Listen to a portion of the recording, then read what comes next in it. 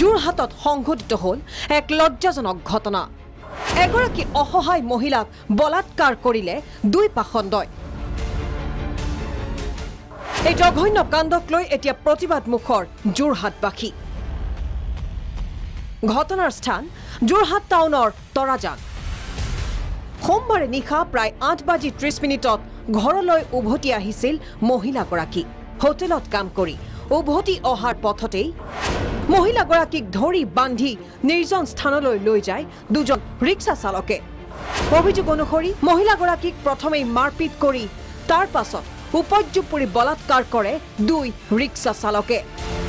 আন্ধাৰ আৰু কিনকিনীয়া বৰষুণৰ সুযোগ লৈ ৰিক্সা চালক নগেন শইকীয়া আৰু সৌৰভজ্যোতি কলিতাৰ এই নিকৃষ্ট কাণ্ড। অৱশ্যে যোৰহাট আৰক্ষী আৰু প্ৰাগ নিউজৰ তৎপৰতাত নিশাই মহিলাগৰাকীক উদ্ধাৰ কৰি চিকিৎসালয়ত ভৰ্তি কৰোৱা হয়।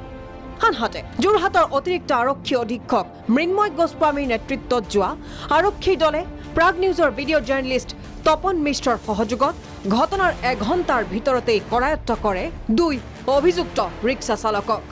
যোৱাকালি যিটো ইনচিডেণ্ট হৈছিলে ৰেপৰ, আমি সেইটো ইনভেষ্টিগেশ্যন আৰম্ভ কৰিলোঁ আৰু এই সংক্ৰান্তত যোৰহাটৰ এটা কেছো ৰেজিষ্টাৰ হৈছে। যোৰহাট PS কেছ নম্বৰ 1303/2021 আৰু সেই সংক্ৰান্তে আমি দুজন মানুহক আটক কৰিবলৈ সক্ষম হৈছোঁ। তেখেতসকলৰ নাম হৈছে, প্ৰথম যিজন আমি মানুহক আটক কৰিছিলোঁ তেওঁৰ নাম আছিলে নগেন শইকীয়া, আৰু আজি ৰাতিপুৱা আমি যোনজন মানুহক আটক কৰিছোঁ তেওঁৰ নাম হ'ল সৌৰভজ্যোতি কলিতা। দুইজনৰ এগেইনষ্টতে আমি যথেষ্ট সংখ্যক আমি এভিডেন্স পাই গৈছোঁ, সেইকাৰণে দুইজনকে আমি এৰেষ্ট কৰিছোঁ। ইফালে এই নিকৃষ্ট ঘটনাৰ পাছতেই প্ৰতিবাদ মুখৰ হৈ পৰিছে যোৰহাটবাসী। প্ৰতিবাদত বহিল যোৰহাট আছু, ৰাইজৰ দল আৰু নাৰী সমাজ।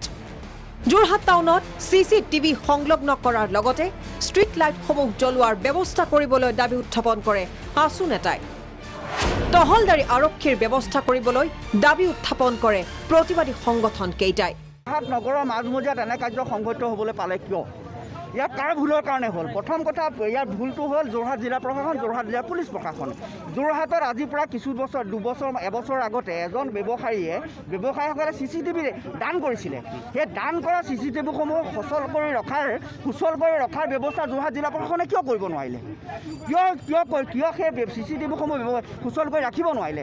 তাৰ লগে লগে যোৰহাট নগৰ হাইমাৰ্কছ লাইট কেইটামান লগোৱা হ'ল যদিও গলিসমূহ স্পৰ্শকাতৰ এলেকাসমূহ আজি অন্ধকাৰত ডুব গৈ থাকে। যোৰহাটত এটা নাৰী সুৰক্ষাৰ স্বাৰ্থত এটা হেল্পলাইন নামৰ মুকলি ব্যৱস্থা কৰিব লাগে। তাৰ লগে লগে আমি ক'ব বিচাৰিছোঁ যে যোৰহাটৰ যুৱক যুৱতীসকলক আস্থাত লৈ প্ৰশাসনে এটা বিশেষ উদ্যোগ লৈ নাৰী সুৰক্ষাকো গঠন কৰক। উল্লেখ্য যে ঘটনা সন্দৰ্ভত ইতিমধ্যেই এজাহাৰ দাখিল কৰিছে মহিলাগৰাকীৰ স্বামীয়ে। ভিডিঅ' জাৰ্নেলিষ্ট তপন মিশ্ৰৰ সহযোগত যোৰহাটৰ পৰা উৎপল বৰা আৰু উত্তম শইকীয়া, ৰিপৰ্ট প্ৰাগ নিউজ।